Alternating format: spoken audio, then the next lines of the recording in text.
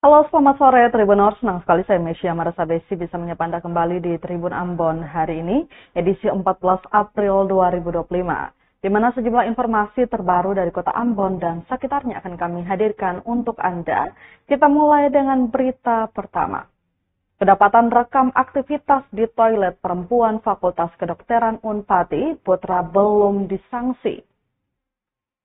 Seorang mahasiswa Fakultas Kedokteran Universitas Patimura atau Unpati Angkatan 2021, Putra, tertangkap basah sedang merekam aktivitas mahasiswi di toilet perempuan kampus. Dekan Fakultas Kedokteran Unpati, Dr. Berta Jen Kue, tak mengelak adanya peristiwa itu. Kini tengah berproses di Senat dan Komisi Etik. Diketahui kejadian itu terjadi sekitar pertengahan Maret 2025. Secara tidak sengaja, korban menoleh ke arah langit-langit dan mendapati seorang pria sedang mengarahkan telepon genggamnya untuk merekam. Modus pelaku terungkap dengan memanfaatkan lubang ventilasi bekas exhaust toilet yang belum tertutup. Diduga pelaku naik ke atas gedung melalui tangga yang tersedia dan menggunakan celah tersebut untuk melakukan aksinya. Sadar menjadi korban perekaman ilegal, mahasiswi tersebut dengan cepat menghubungi teman-temannya. Tak berselang lama, sejumlah mahasiswa datang dan berhasil mencegat Putra di lokasi kejadian. Saat dilakukan pemeriksaan terhadap telepon genggam pelaku, ditemukan sejumlah video mencurigakan yang berhasil. Maksud kami, yang diduga hasil perekaman ilegal di dalam toilet. Kasus ini menimbulkan keresahan di kalangan mahasiswa dan menyoroti pentingnya keamanan di lingkungan kampus.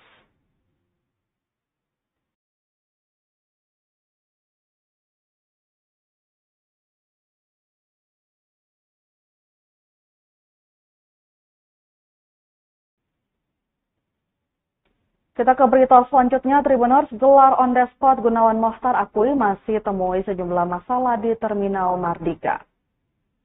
Wakil Ketua Komisi 3 DPRD Kota Ambon Gunawan Mohtar mengaku masih menemui sejumlah masalah di pasar maupun Terminal Mardika Ambon. Ini disampaikan setelah dia bersama rekan-rekan komisi mengadakan on the spot ke lokasi tersebut. Kata dia, Terminal Mardika Ambon hingga kini masih dijadikan sebagai tempat berjualan bagi sekitar 2.000 pedagang. Bahkan ribuan pedagang ini juga ditagih biaya retribusi. Lanjut Gunawan, tak hanya di area Terminal Mardika, tapi pedagang juga memenuhi badan-badan jalan.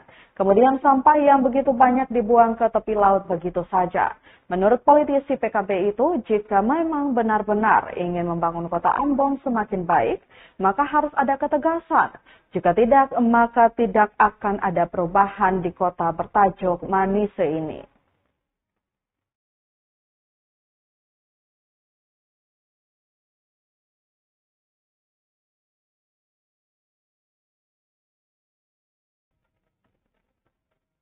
Selanjutnya, Tribuners, selokan tersumbat sampah, air hujan meluap ke Jalan Sultan Hasanuddin Ambon. Hujan yang mengguyur kota Ambon pada Minggu 13 April 2025 kembali membuat genangan air di kawasan Jalan Sultan Hasanuddin Pandan Kasturi. Hal itu dikarenakan selokan di sekitar tersumbat oleh sampah. Pantauan tribunambon.com sekitar pukul 4 sore, air tinggi sekitar 10 cm terlihat menggenangi badan jalan, memaksakan pengendara untuk melambatkan laju kendaraan mereka. Sedangkan di selokan tampak penuh dengan sampah plastik. Sampah penyebab aliran air tersumbat dan sehingga muncul genangan berwarna hitam pekat yang menimbulkan bau tidak sedap menutup jalan di kawasan tersebut. Arman, salah satu warga yang tinggal di sekitar lokasi, mengaku bahwa kejadian seperti ini bukan hal baru. Menurutnya, kondisi selokan yang tidak berfungsi sudah berlangsung sejak selokan tersebut diperbaiki. Kondisi ini seharusnya menjadi perhatian serius, mengingat jalan tersebut merupakan akses utama warga. Hal ini pastinya mengganggu kenyamanan berkendara. Juga genangan yang terus berulang dikhawatirkan berdampak lebih luas seperti kerusakan jalan dan resiko kesehatan akibat air kotor.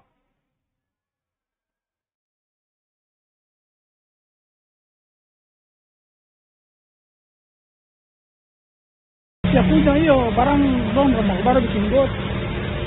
Dia ini bikin selokan, hanya kalau musim hujan begini sudah dia patrol di sini jalan-jalan, jadi kendaraan lewat juga di setengah mati.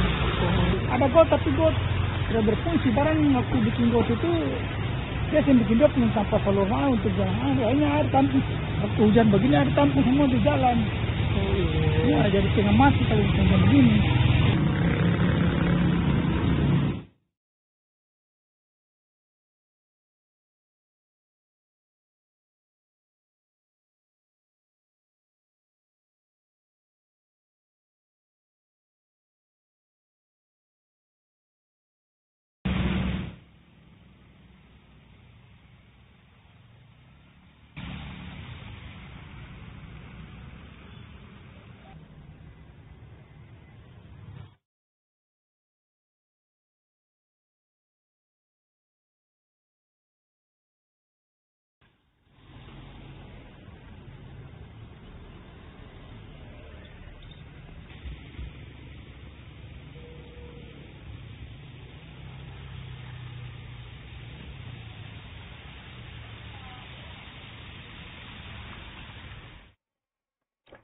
Tribuners CBR Community Ambon rayakan ulang tahun ketiga usung tema United in Diversity Until the End. Suasana meriah dan penuh kehangatan terasa di salah satu kafe di Desa Poka, Kecamatan Teluk Ambon, Kota Ambon, Minggu 13 April 2025 malam. Komunitas motor CBR 150R Community Ambon menggelar perayaan ulang tahun ketiga mereka. Sebanyak 45 anggota komunitas memeriahkan acara yang mengusung tema United in Diversity Until the End. Ketua CBR 150R Community Ambon, Krisya Devi Patilaya dalam sambutannya menyampaikan rasa terima kasih yang mendalam kepada seluruh pihak yang telah berkontribusi dalam suksesnya acara ulang tahun ketiga ini. Krisya menjelaskan bahwa tema United in Diversity Until the End memiliki makna mendalam bagi komunitas mereka. Lebih lanjut, ia menambahkan sampai akhir artinya persahabatan dan kekompakan ini akan dibawa sampai akhir hayat. Dalam kesempatan tersebut, Krisya juga mengenang salah satu anggota komunitas mereka, almarhum Wahyu Ruslan, yang beberapa waktu lalu meninggal dunia karena sakit. Acara perayaan ulang tahun ketiga ini dibuka secara resmi oleh perwakilan dari Direktorat Lalu Lintas atau Ditlantas Polda Maluku. Dalam sambutannya, perwakilan Ditlantas Polda Maluku mengapresiasi kekompakan CBR 150R Community Ambon dan berharap komunitas ini dapat terus menjadi pelopor keselamatan berkendara di kalangan anak muda. Menatap ke depan, Krisya menyampaikan komitmen komunitasnya untuk meningkatkan kerjasama dengan seluruh komunitas motor lainnya di Ambon dan juga dengan kepolisian.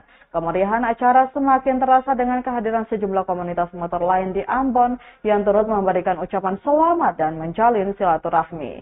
Beberapa komunitas yang hadir diantaranya adalah R15 Fitri, kemudian KJAM, KMAC, kemudian MRAC, BYM3CA, kemudian Nusa Apono, YACI, HBCI, Supermoto Indonesia, dan HMBC. Ratusan pemotor dari berbagai komunitas tampak antusias mengikuti rangkaian acara. Dalam kesempatan yang sama, Ketua YACI Yamaha Aerox Club Indonesia Ambon, Michael Tandra, turut menyampaikan ucapan selamat. Senada dengan itu, Ketua HMBC Ambon, Ricky, juga menyampaikan ucapan selamat dan terima kasih atas undangan yang diberikan. Acara perayaan ulang tahun ketiga CBR 150R Community Ambon berlangsung meriah dengan berbagai kegiatan mulai dari pembukaan resmi, sambutan-sambutan hingga pembagian door prize. Bertambah Tribuners saat para anggota dan tamu undangan menikmati makan malam bersama sambil dihibur oleh penampilan sejumlah penyanyi lokal. Puncak acara ditutup dengan alunan musik DJ yang membuat suasana semakin bersemangat dan penuh keakraban. Perayaan ulang tahun ketiga ini menjadi momentum penting bagi CBR 150R Community Ambon untuk mempererat tali persaudaraan antar anggota dan komunitas lainnya, serta menegaskan komitmen mereka dalam menjunjung tinggi persatuan dalam keberagaman dan keselamatan berlalu lintas.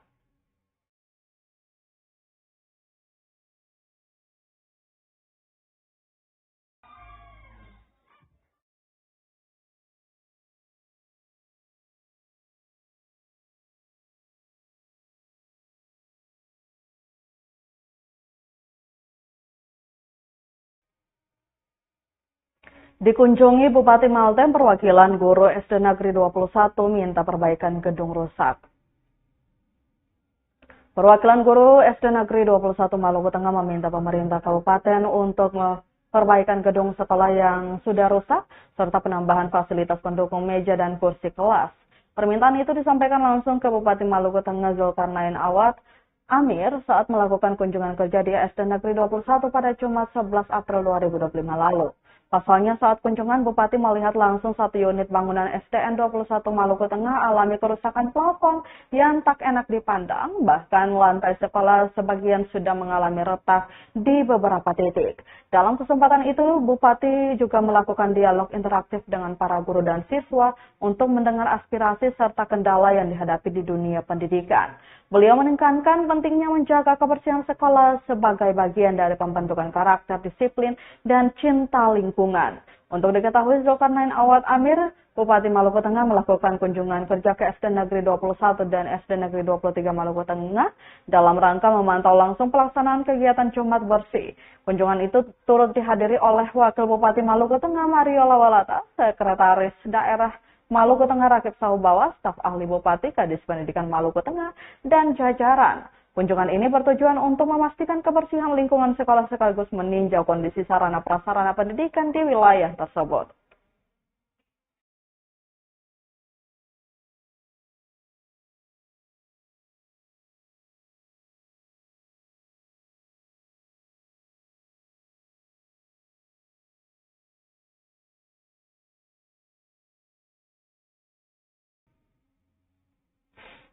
Tribuners, Ketua DPRD Maluku Tengah desak polisi usut semua pihak yang diduga terlibat bentrok di Seram Utara.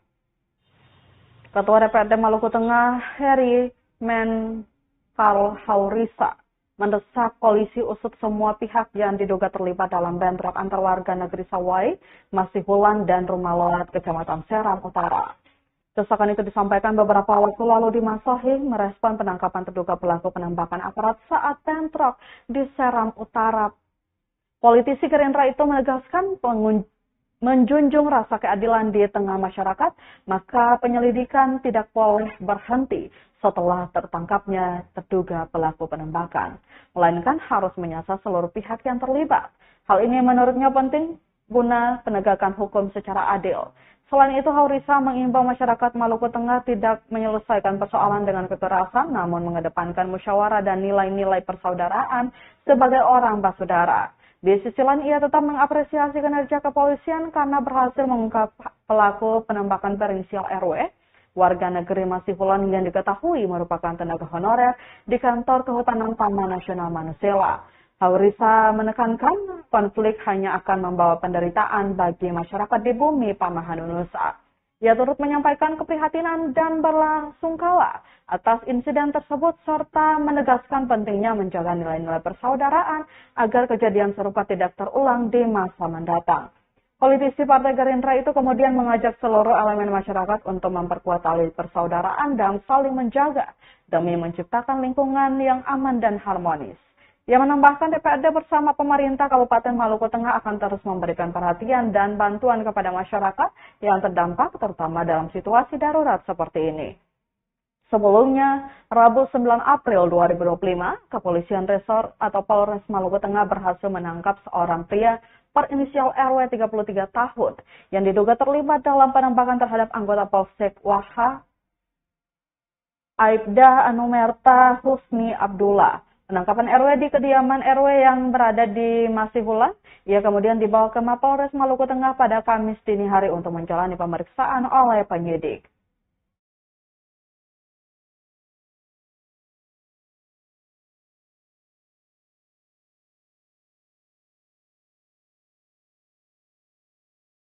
Tidak boleh terjadi bentrok-bentrok lagi Pak di Kabupaten Maluku Tengah ini Pak. Iya. Mungkin menurut saya kejadian yang terjadi antara Solehu dan Tian, Masihulan dan Sawai dan Rumah Olat ini menjadi peristiwa yang terakhir. Mari kita kuburkan dendam kita sedalam-dalamnya. Kita perlu menjaga kedamaian, menjaga persatuan, hubungan persaudaraan di Maluku Tengah, supaya seluruh aktivitas kemasyarakatan itu bisa berlangsung dengan baik, pemerintah juga bisa bekerja dengan baik, aparatur keamanan juga bisa bekerja dengan baik. Oleh sebab itu saya berharap kepada semua pihak, semua masyarakat Maluku Tengah, pengalaman yang terjadi antara Desa Sawai, Masihulan dan Rumah Olat, bahkan Telehu dan Tial, mari kita jadikan sebagai sebuah pelajaran. Karena yang pasti yang susahnya masyarakat, yang korbannya masyarakat, tidak ada yang diuntungkan. Itu yang harus saya sampaikan kepada seluruh masyarakat Maluku Tengah.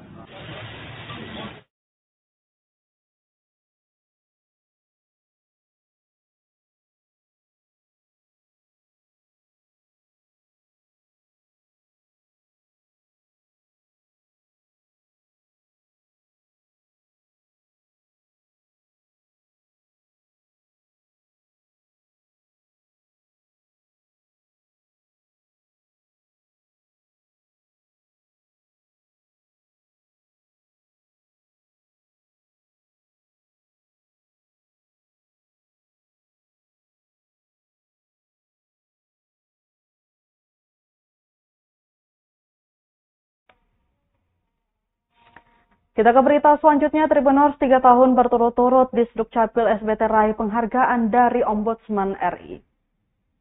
Dinas Kependudukan dan Catatan Sipil atau Disdukcapil Seram bagian Timur SBT kembali raih penghargaan penilaian terhadap kepatuhan penyelenggaraan publik dari Ombudsman Republik Indonesia. Penilaian tahun 2024 itu menjadi kali ketiga yang diterima sejak 2022. Kepala Disdukcapil SBT Sidik Rumaloa kepada tribunambon.com mengatakan predikat penilaian terhadap kepatuhan penyelenggaraan publik selama tahun 2024 dengan nilai 85,17 zona hijau.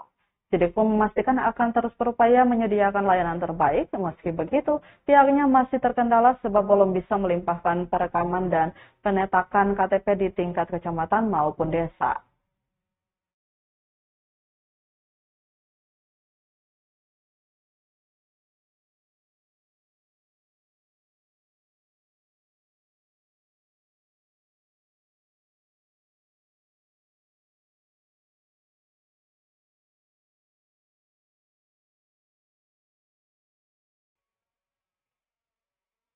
Berita terakhir, Tribuners, pengelolaan tertutup warga Yatwaf, Maluku Tenggara pertanyakan transparansi dana desa.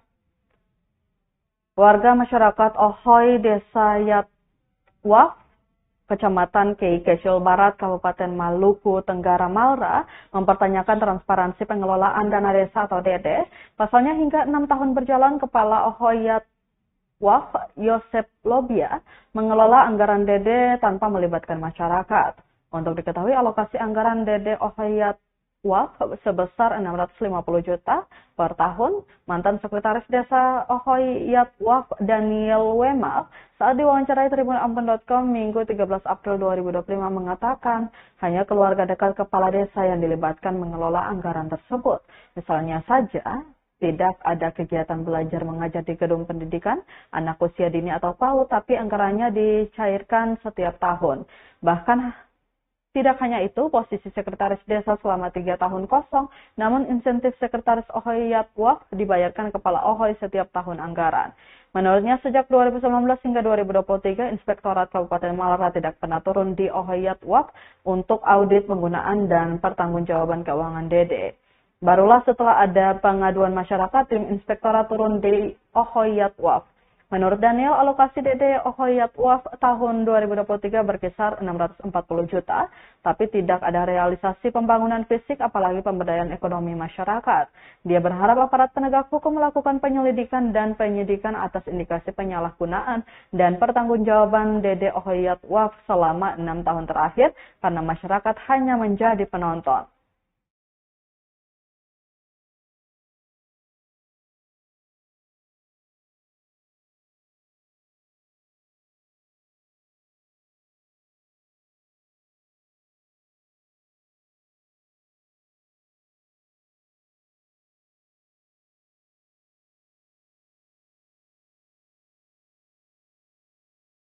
Bulan 4 kemarin pun sifatnya tertutup. Tertutup. Ya. Kalau dalam sistem tata pemerintahan pada saat penyusunan keuangan itu ada pada musyawarah perencanaan desa. Itu hanya masyarakat dilibatkan. Sedangkan tahapan penyusunan anggaran, lalu penetapan anggaran, sampai pada perubahan anggaran, dan sampai pada pelaporan pertanggungjawab ini tidak pernah dilibatkan. Lalu bagi kami masyarakat, semestinya uang ini dia turun di masyarakat, dia turun di desa untuk masyarakat atau dia turun untuk pemerintah. Nah, ini kan resah bagi kami. Karena memang bukan saja 2024, sistem ini sudah terbangun sejak tahun 2019, ketika Kepala Hoi definitif dia naik. Semua sistem pemerintahan di tingkat Hoi itu dia semua mati. Itu 2019 sampai pada 2014 itu, kami punya sistem pemerintahan jalan. Saya sebagai sekretaris Hoi, saya 1x24 jam ada di sekretariat pemerintah Hoi. Saya bangun komunikasi dengan semua lini yang ada. Kami gunakan itu dana operasional pemerintahan itu untuk menjamin punya aktivitas pemerintahan. Tetapi yang ada di sistem pemerintahan Kepala Hoi definitif tetap sekarang ini tidak ada aktivitas pemerintahan. Kau tahu kaget-kaget uang cair, kau kaget-kaget uang habis, kau kaget-kaget uang cair, kaget uang habis. Kau tidak ada aktivitas pemerintahan. Kepala Hoi dia hanya memanggil saya kelompoknya dia. Lalu dia berikan uang. Ini kamu kerja ini, kamu kerja ini. Tapi sistem pemerintahan kami, pejabat tidak. Semua masyarakat itu kami anggap sama. Kami lakukan musyawarah sebelum kegiatan jalan. Yang tidak sepakat, ya sudah kau keluar. Yang sepakat, dalam forum kita jalan. Tapi yang di sistem pemerintahan yang dibangun, dia tahu sekarang ini tidak. Karena mungkin egonya dia mungkin berpikir dia Kepala Hoi sebagai penguasa anggaran, dia menggunakan dia punya kewenangan sebagai Kepala Hoi, dia jalan, tapi dia lupa aturan. Padahal dana desa ini kan sudah diatur oleh amanat undang-undang, Undang-Undang Desa Nomor 6 Tahun 2014 tentang pengelolaan dana desa, tentang desa.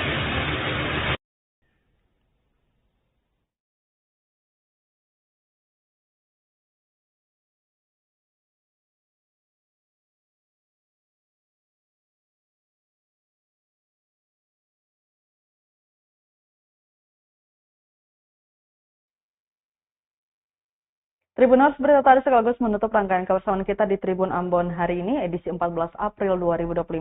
Mewakili seluruh kru yang bertugas, saya Mesya Marsabesi pamit undur diri. Selamat malam dan sampai jumpa. Amato. Download Tribun X sekarang. Menghadirkan lokal menjadi Indonesia.